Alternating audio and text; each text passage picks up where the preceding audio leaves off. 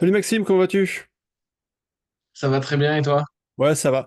Dis-moi, on va commencer. Est-ce que tu peux te présenter ton nom, ton prénom, ton âge et ton palmarès, s'il te plaît?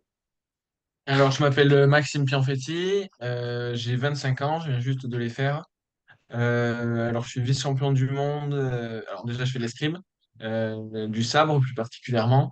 Je suis vice-champion du monde en 2022, champion d'Europe l'année dernière avec l'équipe de France. Et donc, on a réussi à se sélectionner pour les Jeux Olympiques. Et voilà, là, je suis en préparation déjà pour la dernière sélective et puis j'espère pour les Jeux en juillet. Dis-moi, tu fais quoi dans ta vie? Tu fais des études? T'as un job? T'as une passion? T'as fait quoi? Je sais que t'étais un peu dans les maths, c'est ça? Alors voilà, c'est ça. Dans la vie, j'ai fait une classe prépa, donc maths sup et maths p. Ensuite, j'ai enchaîné sur la fac pour pouvoir continuer les études parce qu'en école d'ingé, ça allait être un petit peu compliqué. Et puis les maths me passionnaient. Donc je suis rentré à la Sorbonne en 2018, j'ai eu ma licence. Et pendant mon master, j'ai décidé de mettre fin ou de mettre mes études en pause en tout cas pour un temps. Par ailleurs, j'ai eu mon diplôme de maître d'armes. Et également, je suis à la police nationale. On voit pas bien le polo, voilà, de la C'est police bon, t'es nationale. corporate, t'es au top. Moi, c'était les douanes, toi, t'es police nationale. C'est cool, ça fait combien de temps que t'es en Voilà, contrat c'est avec ça. eux? Alors, j'ai intégré le dispositif pour les sportifs de haut niveau en janvier-février 2022, donc ça fait un petit peu plus d'un an. Voilà. C'est Et cool.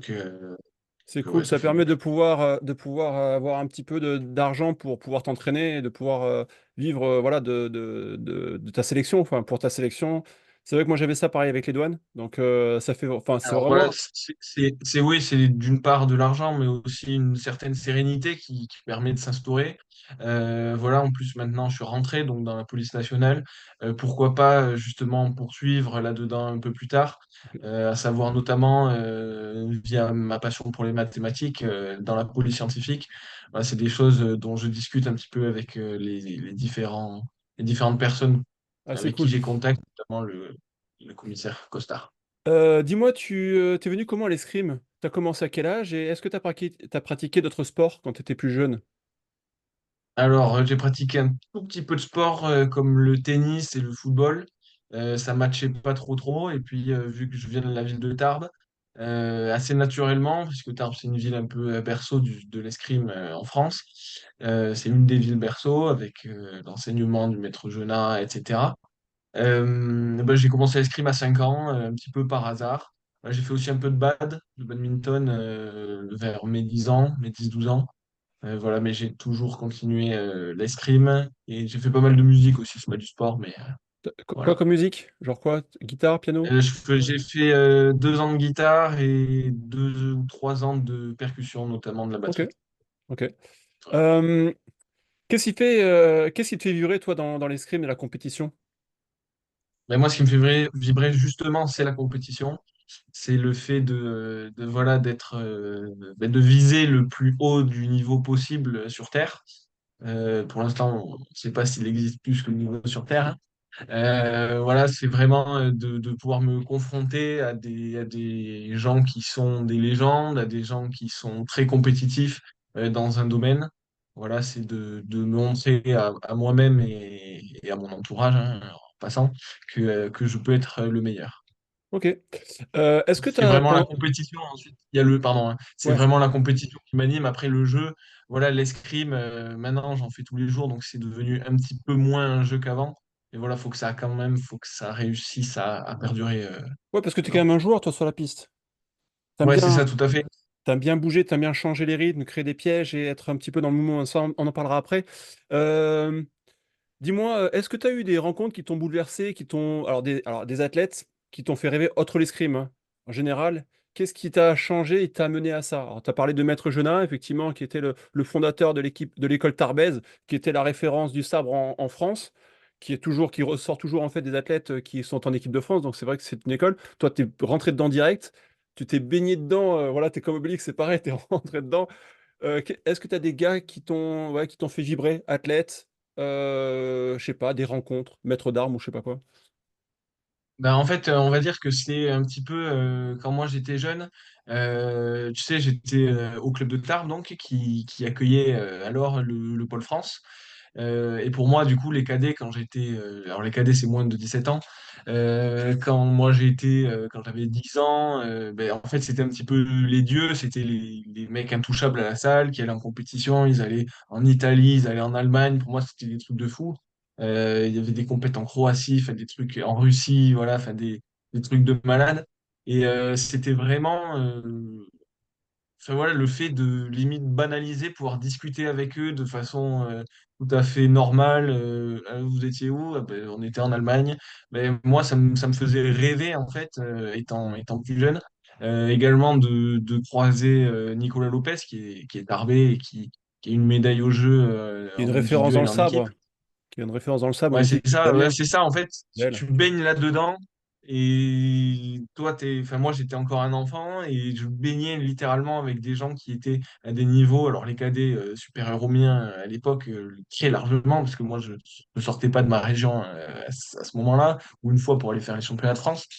Et voilà, vraiment baigner avec des gens qui touchaient au plus haut niveau, que ce soit cadet, junior et même senior, hein, Ouais, ouais. avec Damien, avec Nico.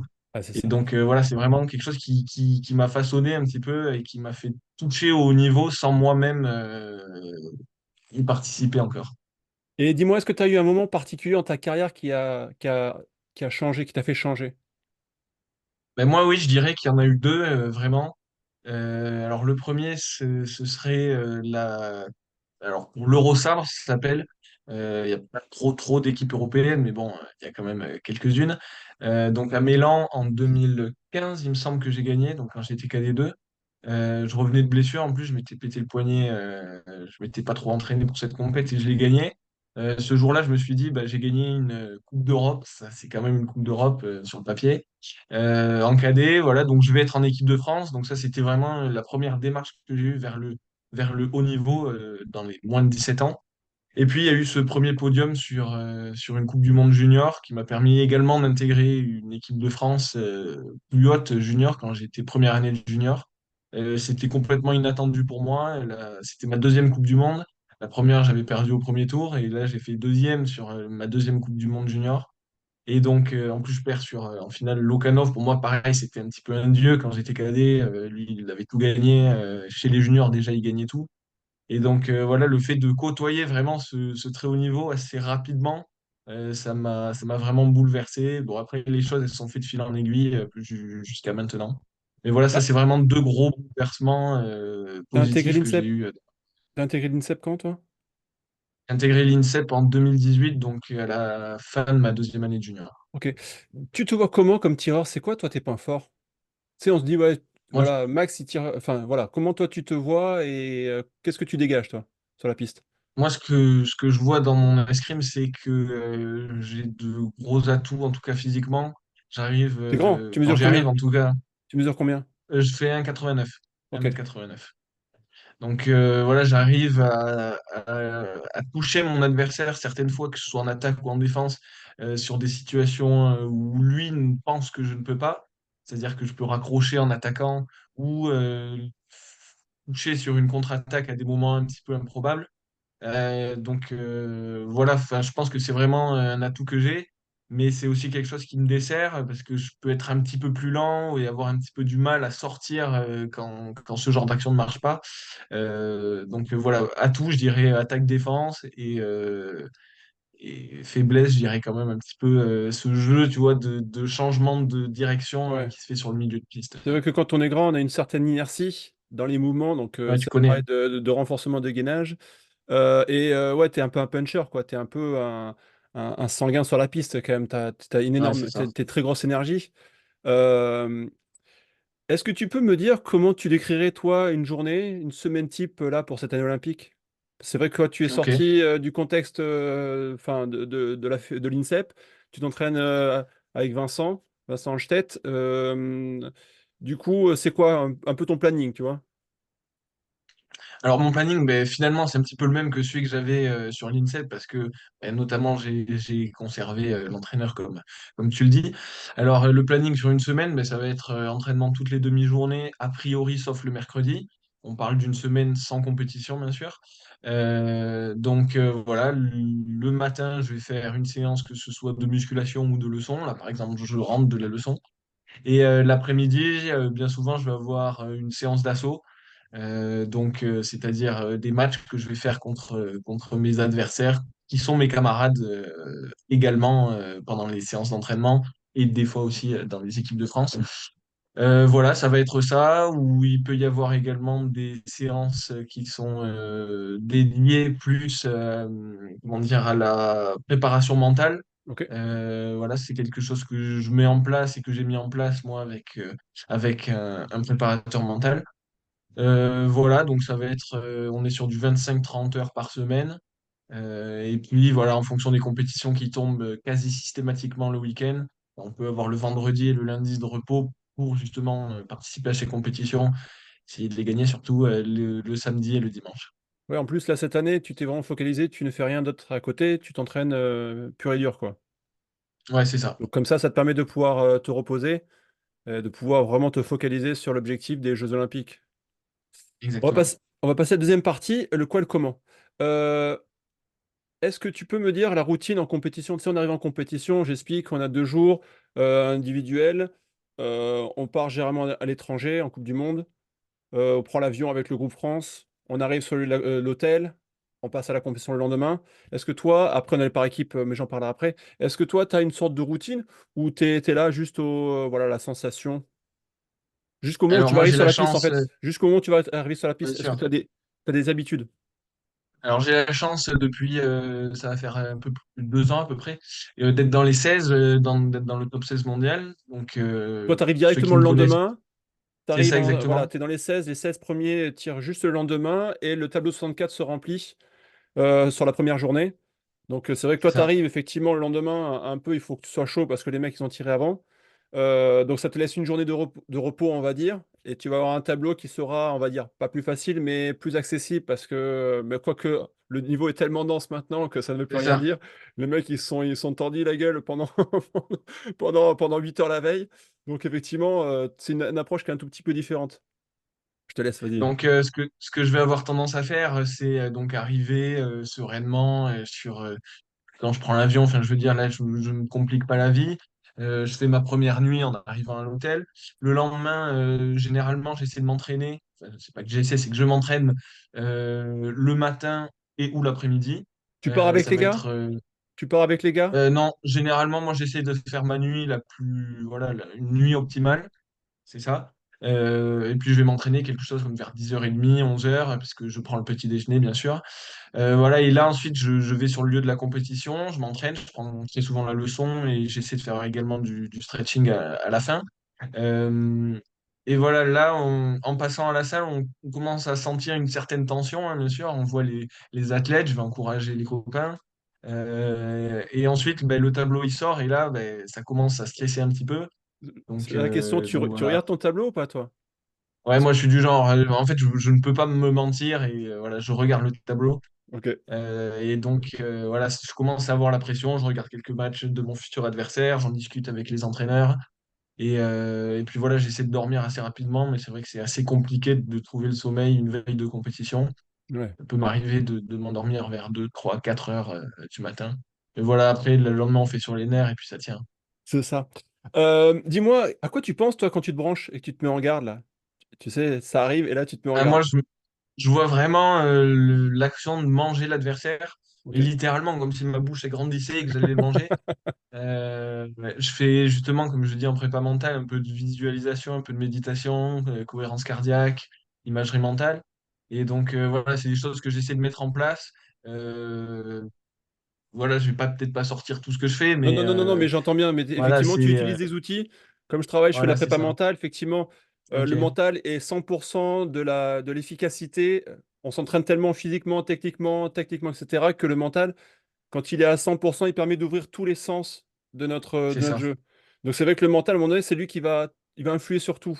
Donc c'est vrai on a des mécaniques qui nous permettent de pouvoir se concentrer, se monter en pression, se monter en énergie. Et c'est vrai que voilà, tu as tes secrets, mais effectivement, tu arrives à te focaliser. Et justement, à un moment donné, on va arriver sur les questions, sur les moments où tu sais, c'est un peu en stress, où où, où le score est à 12-12, tu vois, ça commence à se serrer. Est-ce que toi, tu penses à quoi? Comment tu gères cette situation? Est-ce que alors, je vais pas te parler de mécanique et me dire tes petits secrets, mais comment toi, tu le vis, ça? Alors c'est vrai que c'est un des moments les plus stressants hein, qu'on peut vivre, les money time Surtout que nous, ça va sur. très, en plus, surtout, nous, ça va très, très vite, quoi. Ouais, c'est ça, il y a pas de point d'écart. Je veux dire, c'est le premier à 15 c'est plié. Ouais. Je veux dire, on peut arriver. Moi, j'ai vécu ça déjà, aller faire un voyage à Séoul avec un stage au Japon avant, faire premier tour, boum, 12 15 Merci. 13 Allez, terminé, au revoir. retour à la maison, ciao. Ouais, c'est des trucs qui arrivent et voilà, faut y être prêt. Moi, je pense que c'est en faisant qu'on continue à apprendre. Je suis toujours, pour moi, hein, en phase d'apprentissage. Donc voilà, c'est des moments qui sont très stressants. Moi, j'essaie justement de mettre en place ce genre de mécanisme. Et c'est vrai que le stress fait qu'on perd de la lucidité de temps en temps et qu'on oublie. On a juste envie de se mettre en garde, d'essayer de mettre la touche, ce qui n'est pas forcément la meilleure solution. Donc voilà, ce que moi je tiens à faire, c'est prendre du temps pour moi, réaliser ce que je suis en train de vivre, c'est-à-dire que je fais un sport que j'aime, dans un endroit bah, généralement que j'aime, c'est avec des gens que j'aime. Voilà, je vais rentrer chez moi après quoi qu'il arrive que je le gagne ou que je le perde ce match. Ce sera peut-être un peu plus long la journée, mais voilà, c'est une chance que j'ai, selon moi, de vivre tous ces moments. Et donc voilà, bien réaliser ce que je suis en train de vivre, c'est quelque chose de très important. Ouais, c'est vrai que au final, c'est un plaisir. Enfin, c'est vrai que c'est deux choses. Pareil, quand je travaille sur la prépa mentale, c'est effectivement, tu as le résultat. Mais c'est pas parce que tu vas penser au résultat que tu vas gagner automatiquement. C'est les moyens que tu mets en place qui Exactement, vont te permettre de c'est pouvoir ça, performer. c'est Justement, ça. est-ce que tu as eu des modèles d'escrimeurs? Est-ce que tu as eu des bêtes noires? Moi, j'en avais un, je le dis chaque fois, c'est Yakimienko. Chaque fois, je me suis fait torpiller. Et pourtant, j'étais très content de tirer contre lui. Et je partais pas défaitiste, mais j'avais toujours ce jeu-là, j'avais du mal. Même Vincent, c'était un gars, je comprenais pas son jeu. Est-ce que toi, tu as des mecs qui sont comme ça? Et dans le contrario, t'as des références sur lesquelles tu te dis, putain, ils sont beaux à voir. J'aime l'escrime, j'aime cet escrime. Ouais, bah alors, des mecs qui sont beaux à voir, c'est dommage qu'il a arrêté. Enfin, c'est dommage parce que c'est beau et il était fort. C'est Kim Juno, donc pas forcément le Kim le plus connu, mais voilà, c'est vraiment une escrime enfin, que j'adore, qui est vraiment atypique et qui est juste belle à voir pour moi. Après, bien sûr, j'ai enfin, le Aaron Zilachi et le Oh Sang-wook. Enfin, voilà, C'est des références en c'est même temps, de les gars, hein. l'escrime, C'est des c'est de l'escrime références. pur, quoi. Je veux dire, quand il tire bien, c'est juste magnifique à voir. Pour des initiés, en tout cas, ça c'est sûr. Même pour des non-initiés, on peut voir des ralentis qui sont spectaculaires. Et des bêtes noires, je crois que j'en ai pas tellement. Bolad, j'ai pas tellement pris, mais c'est vrai que j'aime pas trop tirer sur lui. Mais j'ai pas tellement pris en fait. La dernière fois, je crois que c'était au championnat d'Europe 2022. J'avais Ouais. perdu, mais non, il n'y a jamais quelqu'un qui m'a toujours torpillé en fait. Ouais. Enfin, je vois pas. Peut-être que ça a dû arriver, hein, mais Non, mais si t'en as pas, non, c'est tant je mieux. pense Du pas. coup, comme ça, au moins, t'arrives au jeu et tu vas je vais défoncer tout le monde, c'est Ouais, parfait. voilà. Ouais. On va passer à la troisième partie. Pardon, non, j'ai encore une question. C'est quoi ta relation en équipe de France? Est-ce que tu as un rôle particulier, donc dans l'équipe de France, et dans le Team France, parce que c'est un truc un peu plus global. Équipe de France, 3 à 4 tireurs. Pour les jeux, ce sera 3 plus le remplaçant. D'ailleurs, c'est une stratégie qui est un tout petit peu différente que lors des championnats du monde et championnats d'Europe, même des Coupes du Monde, en fait, parce qu'on fonctionne vraiment à 4. Et le Team France, c'est 12 gars qui partent en compétition contre 12 autres. Enfin, voilà. Donc, le nombre d'athlètes est plus important en Coupe du Monde ou en championnat pas en championnat du monde, mais en Coupe du Monde qu'aux Jeux Olympiques. Est-ce que toi, tu as un rôle particulier?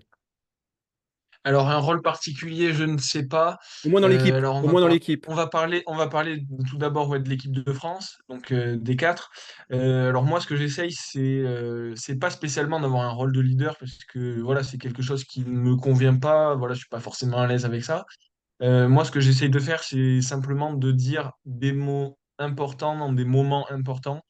Voilà, avant la compétition de Padoue, par exemple, j'ai fait un groupe avec les gars et je leur ai dit, enfin voilà, c'était un message assez Ouais, long, mais faut qu'on trie les choses, faut qu'on arrive à gagner cette compétition.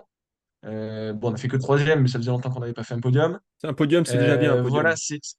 c'est ça. Et puis quand on se retrouve les veilles de compétition, essayer d'aussi dire les choses qui vont, aussi les choses qui vont pas. Voilà, j'essaie de pointer du doigt et de jouer mon rôle d'équipier Voilà, c'est vrai que j'ai pas cet esprit moi-même de leader, mais je T'es donne tout positionné pour la comment dans sérénité de l'équipe? l'équipe. T'es positionné comment dans l'équipe, toi? Quel relayeur sur les 3 derniers relais, généralement? Moi, alors généralement, je suis poumon. Ça Ok, m'est arrivé également. En fait, j'ai un petit peu tout fait, mais ça fait longtemps que j'ai pas fini, en tout cas en équipe de France. Parce qu'il n'y a pas d'où, pas d'où. ok, Quand on fait trois d'ailleurs. Sébastien s'était blessé. Et ok. voilà, Sébastien a ce rôle, en tout cas de finisseur, ça c'est assez indéniable ces derniers temps. Et puis voilà, avec Bolade, c'est souvent lui qui va être avant-dernier, moi poumon. Voilà, moi c'est un rôle qui me va. En fait, je suis prêt à tout faire. Dans tous les cas, je me saignerai pour l'équipe. Oui, c'est vrai que chaque poste est différent. Le poumon, c'est lui qui va être régulier et qui va rentrer. Donc, au niveau de fatigue, on va dire, c'est lui qui va être à enclencher comment dire, les jonctions de roulement. Et effectivement, sur la dernière partie, moi, j'étais plutôt l'avant-dernier. Et c'est vrai que le poste de finisseur, c'était pas mon truc. J'avais pas. Et effectivement, après, quand on est bien dans son rôle-là, et j'ai fait comme toi, j'ai fait toutes les positions. Et c'est vrai que là où j'étais le plus efficace, c'était en avant-dernier relayeur. Et dans le Team France, vu que toi, t'es un petit peu sorti, les mecs, tu les connais, toi, depuis longtemps. Est-ce que tu es une Oui, bien sorte sûr. t'es une sorte de référence, un leader, comme je le disais, une sorte de leader technique, en quelque sorte? Bon, pas vraiment. Moi, j'ai une relation assez proche avec chaque personne du, du Team France. Du groupe France. Voilà, enfin, j'ai de très très bons amis à l'intérieur, j'ai des amis, moi je suis intéressé aussi par les gens, par le fait de les découvrir. Donc je vais avoir cette façon de me rapprocher des gens, voilà, de discuter avec eux à l'aéroport, dans l'avion, et les encourager, qui que ce soit du groupe France en compétition.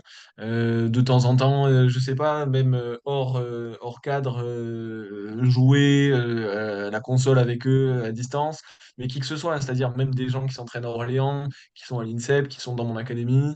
Voilà, moi je suis plutôt quelqu'un qui cherche à être entre guillemets copain avec tout le monde. Ok. Voilà, tranquille, j'ai pas de prise de tête à avoir. Voilà.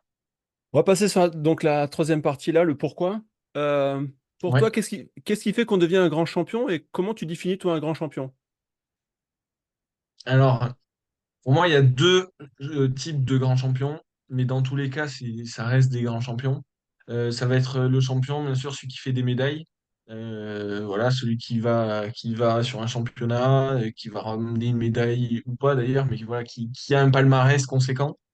Il y a également un champion, être un champion, c'est pas forcément pour moi avoir des médailles, c'est également avoir une attitude de champion, à savoir un dévouement particulier dans son sport, dans sa façon d'aborder une compétition, un entraînement, une discussion même. J'ai pu discuter donc avec plusieurs champions et il y en a un qui me vient en tête, tu dois connaître Pascal Gentil, Ouais, donc taekwondiste, j'imagine c'est qu'on ça, dit. ouais, c'est ça. Euh, Champion de taekwondo. voilà, donc double médaillé olympique de bronze, si je dis pas de bêtises. Alors oui, il n'a pas la médaille d'or, il n'est pas champion olympique, mais dans son approche de la performance et de l'ouverture d'esprit qu'il peut avoir envers des gens qui sont vraiment moins des champions sur le palmarès, comme moi, donc j'ai pu le rencontrer à deux reprises sur certains événements. Ben vraiment, il y a une sensation de partage qui est incroyable. Euh, un- J'arrive même pas à mettre de mots dessus.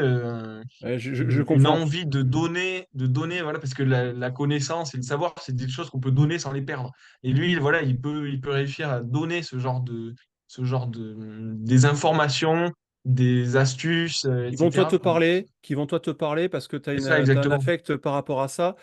Quitte un autre athlète dira ça, tu l'entendras un petit peu moins, mais effectivement, pour toi, ça t'a un petit peu, voilà, ça t'a interpellé, voilà, ça C'est t'a ça, parlé à puis toi. avec une éloquence aussi, une éloquence et un charisme Ouais, certain. ouais, ouais. Donc voilà, une façon de parler, et tu vois que dans la façon qu'il a pu aborder ses compétitions, qu'il les ait gagnées ou pas, bah, on sent quelque chose de différent. Ouais, il y a ce côté un peu charismatique. Dis-moi, C'est ça. pourquoi tu te lèves toi tous les matins pour faire ça en fait, pour te M'entraîner. galérer tous les jours à l'entraînement et partir en compète? Comme je dis, on perd beaucoup plus qu'on ne gagne, tu vois, donc la déception, C'est elle est très forte. Il y a un vainqueur, allez, il y a trois gars qui sont le podium. Déjà, pour moi. le fait de faire un podium, c'est déjà une certaine réussite, même si on y est, bien sûr, on désire aller le plus haut possible. Euh, il y a plus de âpreté quand même que de plaisir. Tu vois. bien sûr. Bah, ce qui compte pour moi surtout, c'est le chemin qu'on parcourt. Voilà, moi, comme je disais tout à l'heure, je vis quelque chose d'exceptionnel. De base, je suis un petit tarbé, un petit peu random. Voilà, j'allais au collège, au lycée, sans aucune prétention. Je voulais être au début pilote. Enfin, voilà, j'avais des rêves tout à fait standards. Voilà, je me retrouve là dans un appartement vers Paris. Voilà, je vis ma vie et j'essaie de la vivre avec le plus de joie possible. Et c'est ça qui me rend heureux en fait de me lever. J'habite avec ma compagne en ce moment. Voilà, essayer d'apprécier tous les moments que la vie me permet de vivre parce que j'ai décidé de la vivre comme ça. Et voilà, c'est une certaine philosophie un petit peu que j'ai et que je tiens à entretenir, qui est particulièrement pour moi saine et qui me plaît énormément.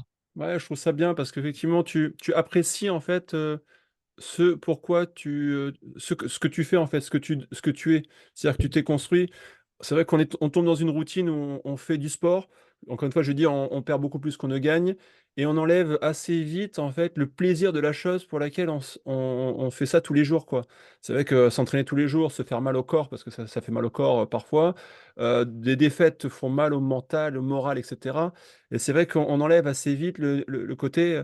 En fait, c'est kiffant de faire quelque chose qui nous fait vibrer, quoi. On fait de l'escrime Ouais, c'est ça. et d'avoir un certain équilibre qui nous permet. J'écoutais un basketteur qui disait, le mec il était sur le banc d'une grande équipe NBA, puis il disait, mais écoutez, moi je me lève tous les matins, je fais ce que j'aime, je fais du basket que j'aime, je suis super bien payé pour ce que je fais, je kiffe ma vie, quoi, tu vois. Et dans l'écoute du journaliste, c'était, ah, bah ouais, en fait, ouais, carrément, tu vois. C'est pas parce Mmh. qu'en fait, Ouais, tu es ouais, numéro un et tu vas être en plein sur le terrain que tu réussis ta vie et tu rates ta vie. C'est juste que de prendre conscience du plaisir qu'on a à faire ce qu'on aime, c'est quand même bien kiffant, quoi. T'as une ouais, fierté, mais toi? vraiment. T'as une fierté, toi, perso, pro, ou un événement escrime voilà, qui te marque dans ta vie?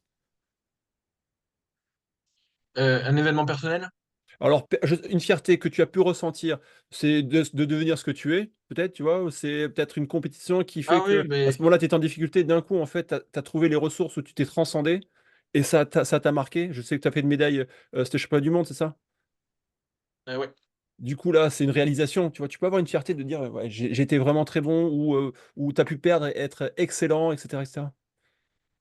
Ben, alors moi, ce qui m'a un petit peu marqué, c'est le fait que alors j'ai été dans l'équipe de France enfin j'ai participé à toutes les compétitions par équipe sur la période sélective, voilà entre avril et avril 23 et 24 pour la sélection des Jeux Paris 2024. Et une grande fierté, franchement, c'est d'avoir réussi à sélectionner, chose qui n'avait pas été faite depuis 2008 l'équipe de France de sabre-homme aux Jeux Olympiques. Voilà, c'est vraiment quelque chose qui m'a fait vibrer. Après, le petit souci, enfin, entre guillemets, c'est que on veut pas juste se sélectionner. Donc, certes, c'est une fierté, voilà, on en veut toujours plus. Mais voilà, franchement, quand j'ai réalisé que ça faisait, alors, je crois que c'est Bah ouais. 16 ans que l'équipe de France n'avait pas Pékin fait les Jeux 2008, Olympiques. effectivement, on est les derniers à avoir pu se sélectionner par équipe. Après, il y a eu des mésaventures diverses et variées. Mais effectivement, ouais, Ouais, ça remonte à loin et j'ai cette impression-là, vous avez déjà gagné des compétitions. Ça veut dire que vous avez vraiment dans votre escrime la victoire dans les jambes, quoi, dans votre, voilà, dans votre potentielle performance. Et c'est vrai que vous pouvez et figurer et se réaliser aussi, quoi. c'est ça. Et donc, ouais, ça enfin, c'est le début d'un aboutissement. En tout cas, je veux certainement pas que ce soit la fin. Mais oui, c'est une vraiment très grande fierté. Et ça l'est plus que d'être vice-champion du monde, plus que d'avoir gagné les championnats d'Europe par équipe l'année dernière, même si ça a aidé. Enfin, on va pas se cacher que c'était sélectif. Mais voilà, enfin, c'est vraiment, vraiment quelque chose de beau. Et en fait, juste le matin, en se disant ça, en se réveillant, bah, ça me met déjà dans un bon mood pour attaquer la journée. Je- Et voilà, j'en suis ravi. J'avais cette petite question un petit peu bâtarde. Médaille d'or individuelle ou médaille d'or par équipe? C'est un gamin qui m'a posé Mais ça et franchement, j'ai fait franchement, bah après, j'ai pas beaucoup de médailles sur des grands championnats. J'ai l'or en équipe aux Europes et l'argent en indiv au monde. Et franchement, Tu veux de par l'or, quoi. équipe, c'était quelque chose de grand. Ouais, après, on a gagné, tu vois, donc ça reste différent. Mais franchement, vivre un truc par équipe, j'ai l'impression que c'est plus fort, tu vois. Même si, oui, ok, t'as gagné par équipe, mais t'as gagné quand même. Enfin, je sais, ouais, c'est une Ouais, mais question je qui est dure, comprends. hein. Je comprends. Après, on fait un Une sport question qui est dure et individuel. légitime. C'est On fait, ça. on fait quand même un sport individuel, on est tout seul sur la piste. Il y a une sorte de valorisation du travail que toi tu as fait, que tu as accompli, quelque chose de solitaire, un chemin solitaire. Effectivement, le collectif va t'amener à vivre un partage, même si individuellement, j'en discute avec d'autres athlètes, ils le vivent de façon un peu différente. Mais tant que toi, tu as de l'or, tu t'en fous, quoi. L'or pour Ouais, toi, c'est ça. Ouais, c'est très dur. Le truc, c'est que champion olympique par équipe, c'est quand même violent, hein. Individuel, c'est quand même ultra violent. j'ai une Ouais, question. c'est très dur. T'es meilleur en individuel ou par équipe dans ton escrime? Franchement, j'ai envie de dire que ça dépend. Je j'ai pas de réponse à apporter.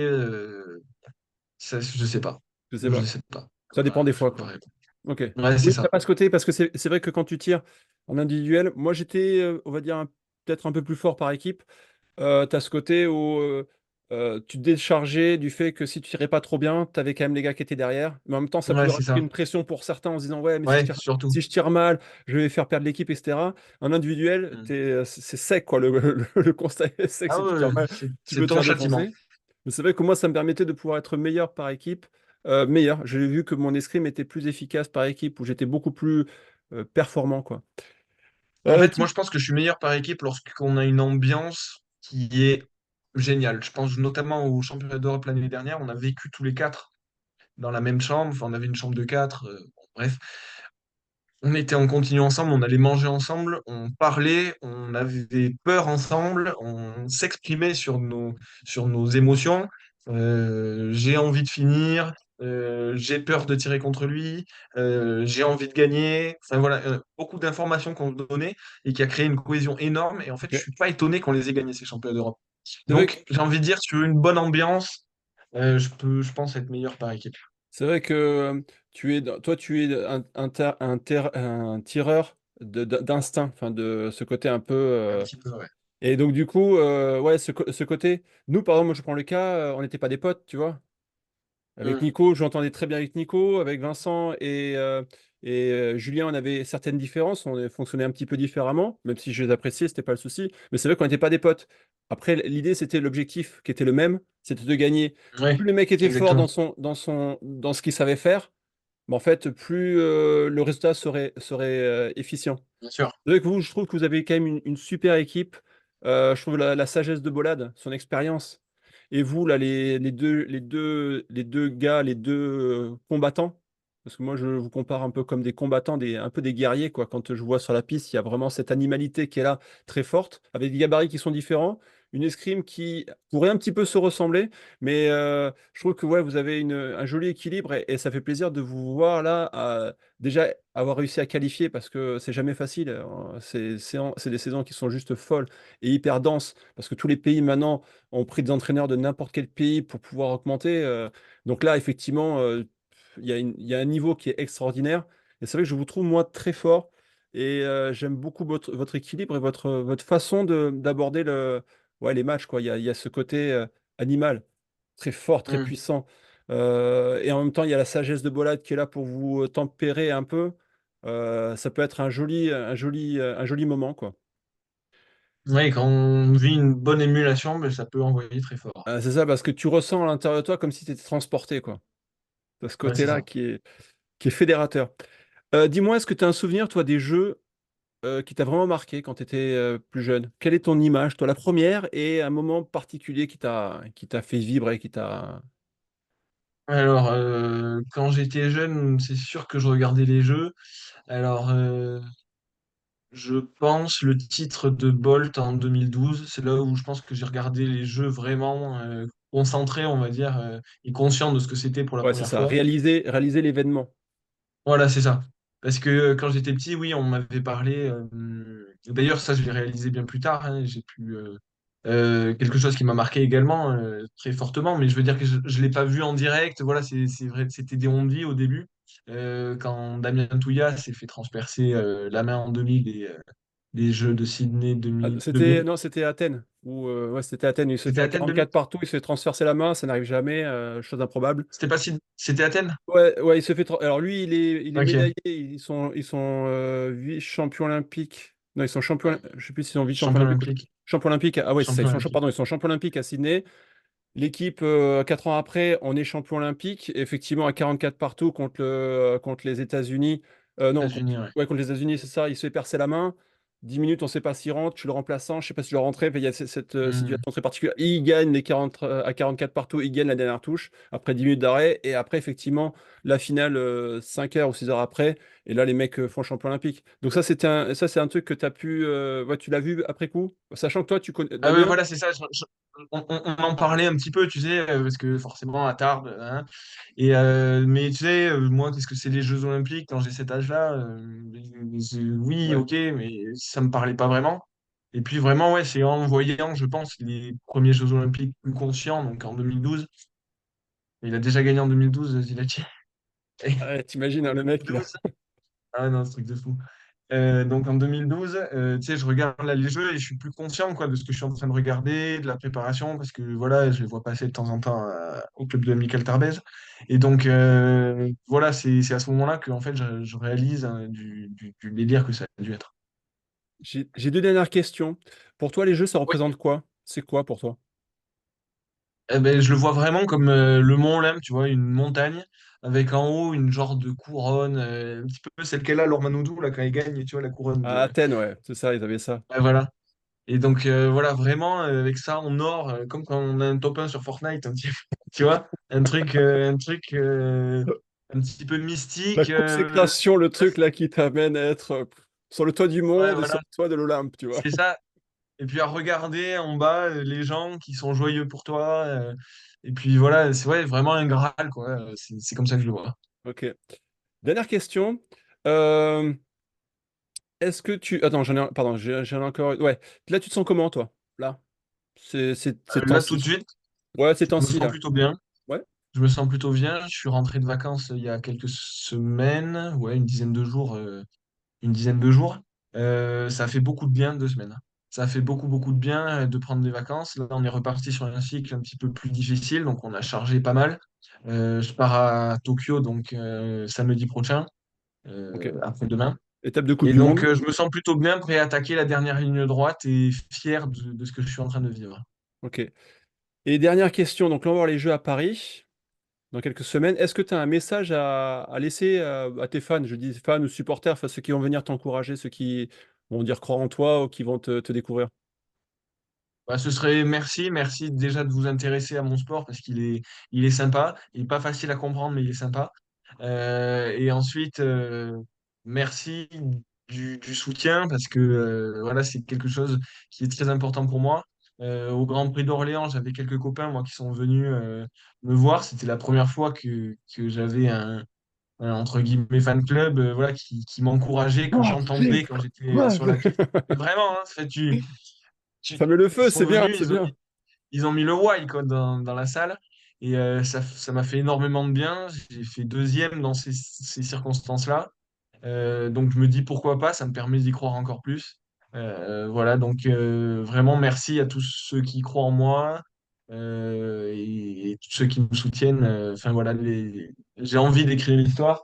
Hier, j'ai reçu, alors je ne l'ai pas là de suite, mais tu sais, une écharpe avec écrit c'est l'heure d'écrire l'histoire ou je ne sais plus ce qui était écrit. Oui, Mais c'est ça. vraiment, je le conscientise et voilà, c'est ce que j'ai envie de faire. Eh bien, franchement, merci beaucoup. J'ai passé un bon moment de te découvrir. Et puis écoute, comme je dis, plein de sourires. Quand ça veut dire que ça sourit, ça veut dire que c'est voilà, dans le cœur ou même, tu vois, dans ce que tu réalises. En tout cas, merci C'est beaucoup ça. d'avoir pris ton temps et puis plein de bonnes choses. Merci à toi, Boris. Très Salut bonne Max. journée. Ciao, ciao. Ciao.